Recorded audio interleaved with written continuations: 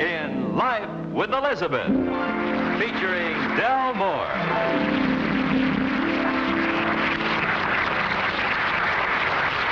Incident number 1 in the life of Elizabeth occurred when she went to the drugstore. And when you go to the drugstore, what do you bring home? Books, naturally. Elizabeth. It's only me. How are you tonight? Frightened? What's that, a mystery story? Well, if it scares you, why don't you call Alvin in to protect you? Alvin? Hi, honey, did you call me? Why don't you read in here with me, darling? Because I'm reading a very good mystery story, and you have a nasty little habit of interrupting while I'm trying to concentrate. I won't talk, unless I want you to explain something to me. You're so smart. Have you noticed that too, dear? Oh,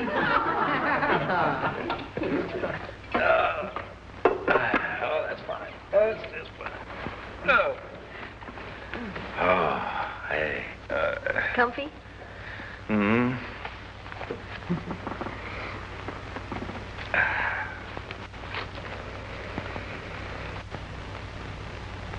Alvin, these stories are so horrible. Somebody's head just rolled down the stairs. Listen to this. There was a deathly stillness in the house. When the head rolled to the bottom of the staircase, it slowly opened its eyes and said, "My feet. Where are my feet? I've been defeated." Don't bother me with your head. I've got a ghost over here that's wandering around throwing poison darts at people. Oh. What's the matter, another head? No, a fly got caught between the pages. You know, it's funny how they try to build up the suspense, isn't it? The house is always deathly still. You ever notice? Yeah. And it's always nighttime. Like now. They kill me with this stuff. Hey, listen to this. As the fog rolled in, it enveloped the house like a sinister shroud. The two of them sat on the couch. Just like us. And what should have been a happy scene was filled with the foreboding of doom. They had no enemies that they knew of, and yet there was that mysterious noise that kept repeating like a heartbeat. Heartbeat? She didn't want him to know that she was frightened, and even he felt a coldness around his heart. Shall I turn on the radio, dear? It's broken. Oh. That was pretty clever, the way they built up the suspense. Yeah. Of course, the house is always way out in the country, isn't it? This one's in Manhattan.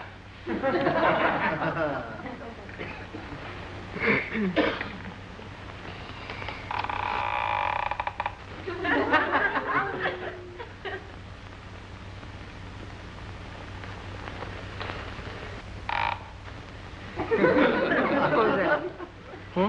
Crickets. Big ones. Oh, honey, now take it easy. Go on and read your book.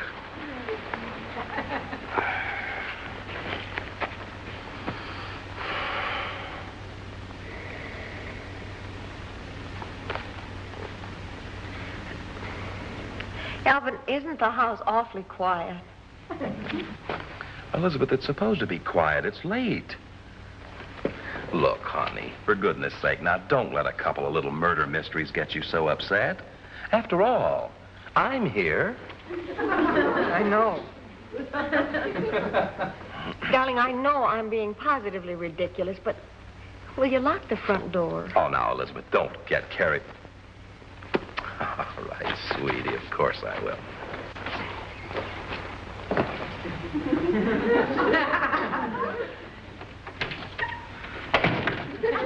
Is it foggy? Like a shroud. Oh, now, honey, look, there's no reason for you to act... Listen, don't... It's just the telephone. Answer it. Hello? Charlie, Hello? Hello? Helen, there's nobody on the line. Well, it's just one of those things. Probably my girlfriend. I always tell her if a woman answers, hang up. Hang up. Now, isn't that silly? Here we are both getting all nervous about a couple of mystery stories. Yeah. Now, let's just forget it. Yeah, that's sure. Go on, read your book.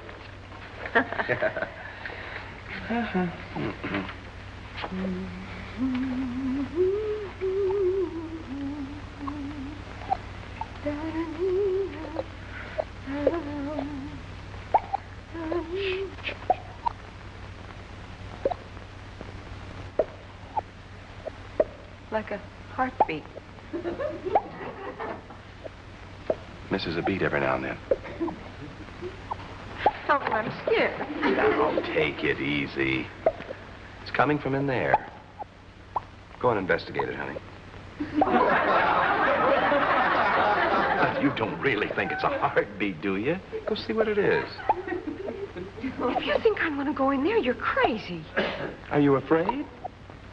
Yes. Well, I'll do it.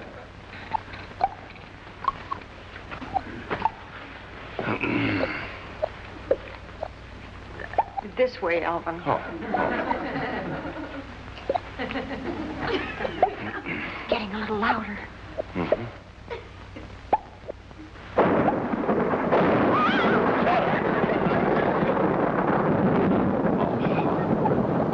Don't be ridiculous. It's just a thunderstorm. Maybe it's a head rolling down the stairs. Oh, now don't be silly. That's a heartbeat.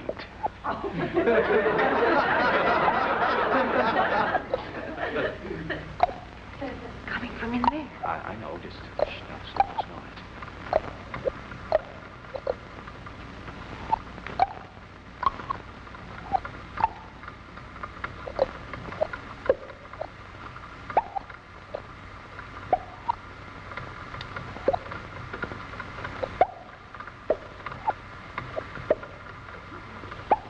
Honey. Here's your heartbeat.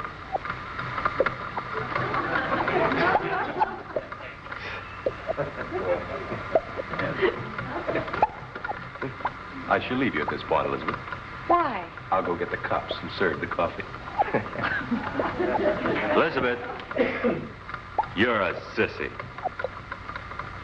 Aren't you ashamed? Thank you very much, ladies and gentlemen. Thank you. And in just a moment, we'll bring you incident number 2 in Life with Elizabeth. Incident number 2 in the life of Elizabeth involves another Sunday afternoon on the front porch watching the neighbors. I believe you've already met Mrs. Skinridge, who lives next door. But I wonder if you know that a new neighbor has just moved in across the street. Of course, there's nothing unusual in that, except that Mr. Jack Boniface just happens to be very tall, very handsome, and very apt to make a husband jealous.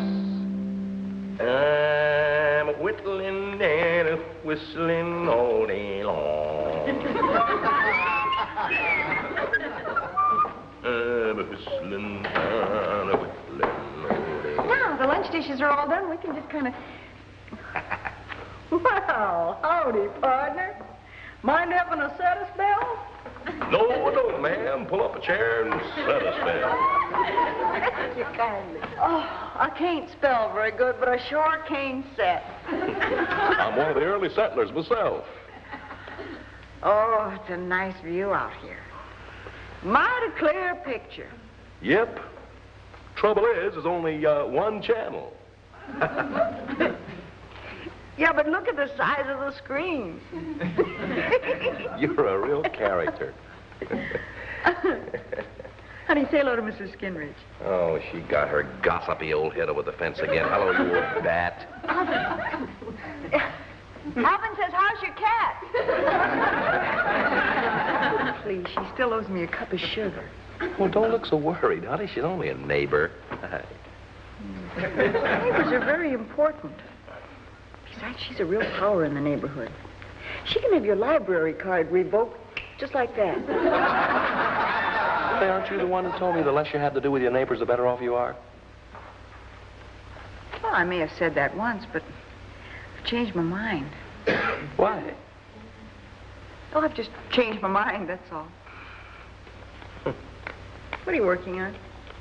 Oh, slingshot. That a beauty? I haven't seen one of these since I was a kid. Alvin, put that down. Oh, give me just one shot, honey. Look at this. Alvin, give me that slingshot. Oh, honey. All right. You're not holding it right. We need some rocks. I'll get them. They have to be roundies, no flatsies or jaggities. Here's a pebblesy.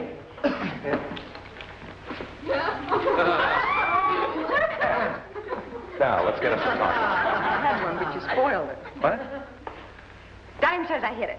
Okay, you got a bet. Hey, wait a minute. Hit what? Wait. That fence. Oh, no. Pick out your target after you hit it. Well, if you're stupid enough to make a bet like that, that's your lookout. Dime says I hit that tree. Now, that's more like it. Which tree? Wait. That one. Oh. I'd make one of those sure bets myself. A dime says that I hit the porch. Dime says you hit your foot. Bet? Boy, whenever I make you know, I hit it. Alvin, give me that. It's my turn anyhow. No, you've had two turns. Come on. Oh, you've already had two. No, you've had two turns. It's my Look, turn. you make your own slingshot. I'm going to have mine. Alvin. Get out there. How do you do? Missed. How do you like Alvin? that? Put these things on. Nice day. Look at this. Try this. Alvin, will you stop making a spectacle of yourself? What are you talking about? I'm holding it just the way you told me to. Yeah, well, why don't Get you this thing going go quick. in the house? I think I hear the potatoes ringing. Phone's boiling over. What's so fascinating across the street? Nothing. It's just our new neighbor.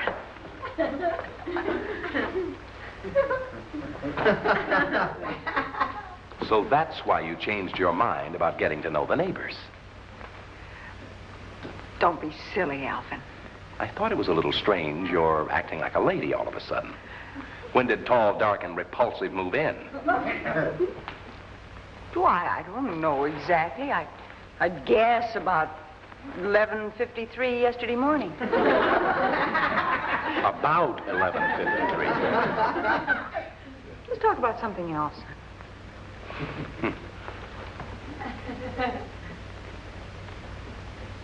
Spread it on a little thicker, Elizabeth. You can't see it from across the street.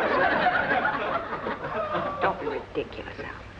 The fact that Purdy Boy over there is walking around in a T-shirt would have nothing to do with it, huh, Elizabeth? Forgot your eyeshadow.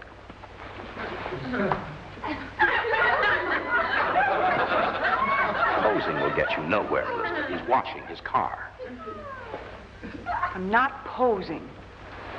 Just that he's new in the neighborhood, and I just don't want him to think that all we do is go leaping around the lawn with slingshots.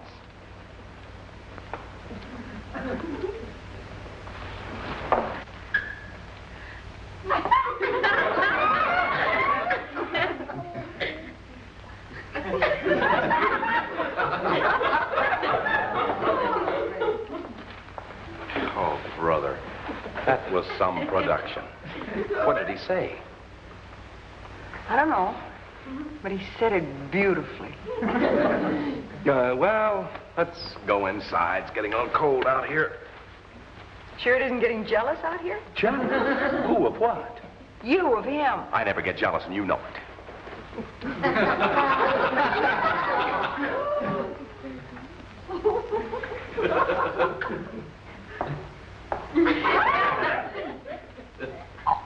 Oh, no. There's my husband. My father's a much older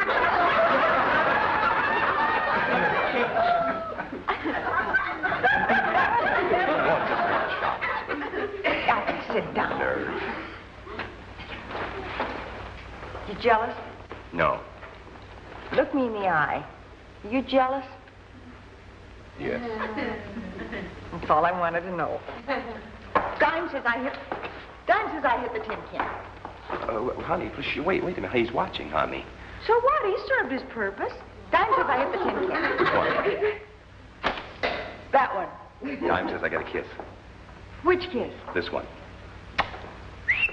Hey. Thank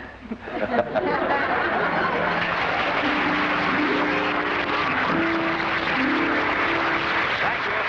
Just a moment. We'll bring you incident number 3 in Life with Elizabeth. Incident number 3 in the life of Elizabeth occurred the day the car was being repaired down at Elmer's garage. If we hurry, maybe we can catch Elizabeth and Alvin before they have to go down and get it. Did you find the number yet, honey? Honey, there's no listing for Elmer's garage. Well, it wouldn't be listed like that. He thinks of himself as a doctor when it comes to working on cars. Doctor? Yeah, look up Elmer's Mechanical Sanitarium.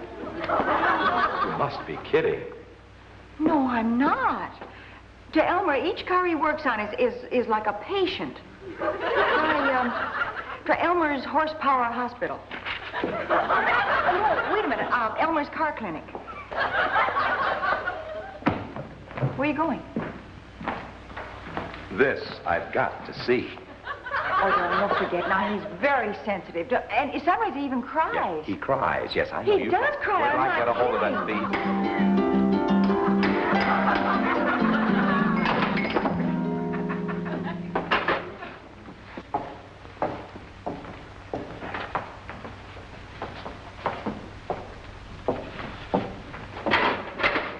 Honey, let him finish before we talk to him. Looks like he knows what he's doing on that one. Oh, hello. Go ahead and finish, Elmer. We can wait. Oh.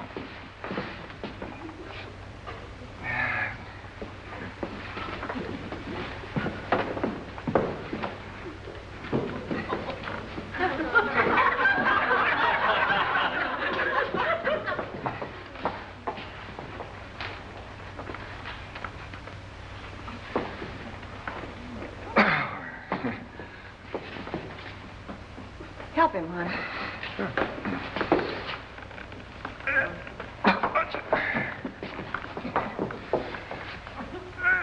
It's moving. Yeah, that ought to do it.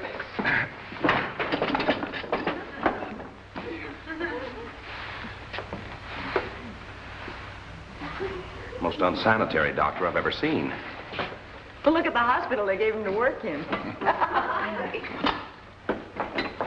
Care for an olive? You mean this Look at the size of the can opener. Oh! Hasn't he ever heard of soap? Alvin. Elmer, this is my husband, Alvin. Oh, how do you do? How do you...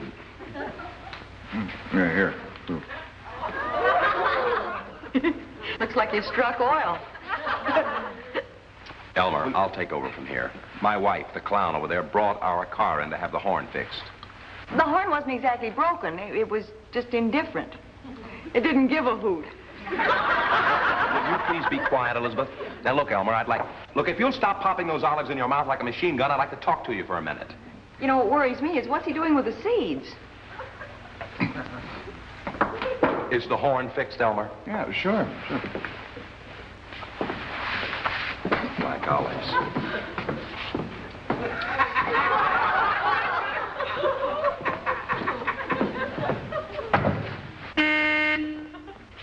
Well, that's more like it. Now, how much? Alvin, isn't the wheel supposed to be in the car? It helps. All right, Buster, what's been going on here? Well, I'm sure Elmer has a good explanation, honey. I'm waiting.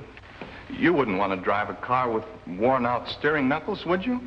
Well, the poor little things are worn out.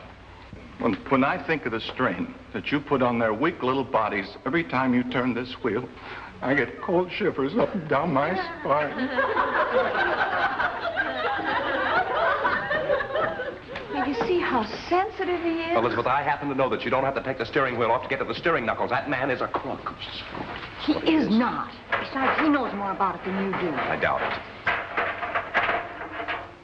Here are the steering knuckles. Look, Elvin, they even look like knuckles. You're pinching my fingers. Oh, I'm sorry. I wondered why they had nails in them. Look, your part of this conversation is useless. Go sit in the car. I'll tend to this. No, I want to hear more about the steering knuckles. Are they important, Elmer? These little fellas saved your husband's life every day. They should have broken long ago, but they didn't. Not these little fellas. They held on with all the strength in their thin, worn-out little bodies while he twisted and turned the steering wheel to his heart's content.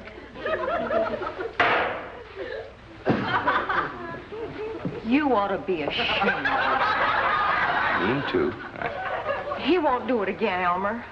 Elmer? Elmer. Elmer? Elmer!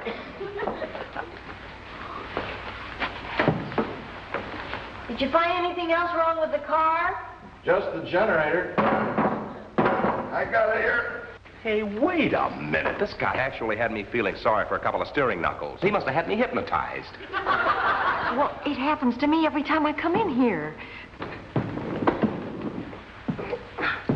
Alvin, do you think maybe if we don't look into his eyes, maybe he won't have any power over us? Hey, that's good.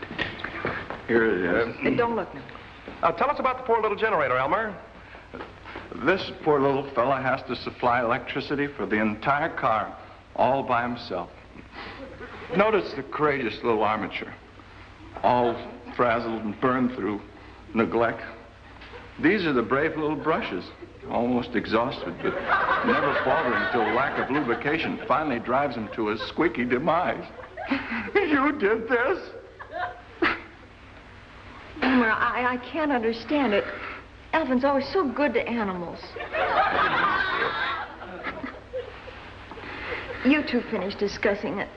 I think I'll go sit in the car as long as it's right here. Elmer, don't tell anybody about this, will you? I'd hate for the fellas down at the office to know that I was a car beater. By the way, how's the fuel pump? The fuel pump is a gallant little mechanism which you almost destroyed by feeding it cheap gas. Cheap gas? You let me tell you something, Honey, Elmer. wait a minute, honey. Don't. Elmer's telling me about the gallant little fuel pump. What do you want me to do? Play hearts and flowers? Well, honey, what are you mad about? Ask him. Ask him how much he's going to charge us for the oil he smeared all over the upholstery. Oh, you shouldn't have done that, Elmer. That makes her awfully mad. Well, I'll clean it off for you. You keep away from it with that pirate's flag. Now, honey, you go sit down and let Elmer tell me about the gallant little fuel pump. I'm sorry, Alvin. The spell is broken. How much you going to charge us for fixing the horn and the pig's knuckles and the fuel pump? Fuel pump. Fuel pump. Well, I got the bill right here. He's got the bill. You're absolutely right, Alvin. That man's a thief. Now, honey, don't get mad because he got the upholstery a little dirty. A little dirt. Go take a look at it. It looks like midnight in a coal mine. $73.10. That's what I'm... 73. What are you doing? Well, as long as he's going to hold us up, we might as well go through the motions. She's right, Elmer. We came in here to get the horn fixed. Are you sure you have the right car? Ours is the green coupe with the white sidewalls. And no steering wheel, and the black plaid upholstery. Now, I'm sure that he has an explanation for this, Elmer. I'm waiting. Well, I had to climb in a car to fix the clock, didn't I? Oh, well, yeah, that's... The clock! Hey, wait a minute. We brought it in to have the horn Look fixed. at this. It won't work, Elmer. Do you know why it won't work? No, why? I didn't know. It won't work because you vibrated it to death. That's why. This little thing sits in the middle of your dashboard, trying to tell you what time it is. And what do? I don't know. You vibrate it to death like this. Now, Elmer, we're not going to fall for that Now, put your anymore. hands on mine. Oh, Elizabeth, this is awful. How would you like to have your mainspring kicked around like this? You two better cut that out. You're going to have butter. Elizabeth, don't be like that. Now, stop it, you two. Mile after mile, this helpless little clock gets this kind of treatment. Rough roads, corduroy roads, nasty old alleys. Well, it just didn't occur to us, that's all. Well, it's probably all my fault, Alvin. I remember the time I drove it up the railroad track? Yeah. And then all Hey. no, I didn't. Curves Hey. and white sidewall tires. Hey. Say goodbye to the people. Bye. Thank you. In just a moment, Betty White will return to say goodbye. Now here to say goodbye to you is the lovely star of our show, Betty White. Thank you, Jack. And thank you, everybody. Thank you. You know, a thing like that can get to a person after a while. I hope you have half as much fun as we do every week. And be back with us again next week, will you? In the meantime, once more, goodbye, everybody.